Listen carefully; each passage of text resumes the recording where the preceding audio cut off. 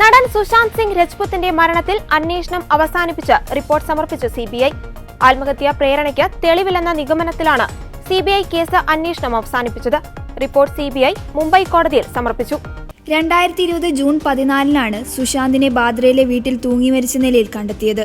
സുശാന്ത് സിംഗ് രജ്പുത്തിന്റെ മരണം ആത്മഹത്യയാണെന്ന പ്രാഥമിക report Mumbai police കോടതിയിൽ സമർപ്പിച്ചിരുന്നു. സുശാന്തിന്റെ വസതിയിൽ ആരെങ്കിലും അതിക്രമിച്ച് കയറിയതിനുള്ള തെളിവുകൾ പോലീസിന് കണ്ടെത്താൻ കഴിഞ്ഞിട്ടില്ല.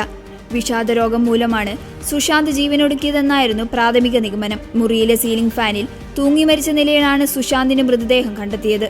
സംഭവ സ്ഥലത്തു നിന്നും ആത്മഹത്യാക്കുറിപ്പും ലഭിച്ചിരുന്നില്ല. എന്നാൽ മകൻ കൊല്ലപ്പെട്ടതാണെന്നും 15 കോടി രൂപ കാമുകിയും നടിയുമായ റിയ ചക്രവർത്തി തട്ടിയെടുത്തെന്നും ആരോപിച്ച പരാതിയുമായി സുശാന്തിന്റെ പിതാവ് ബീഹാർ പോലീസിനെ സമീപിച്ചതോടെയാണ് കേസ് സിബിഐക്ക് കൈമാറിയത്. ഫോറൻസിക് വിദഗ്ധർ സുശാന്തിന്റെ ഫ്ളാറ്റിൽ പരിശോധന നടത്തിയെങ്കിലും സംശയാസ്പദമായി ഒന്നും കണ്ടെത്താനായില്ല.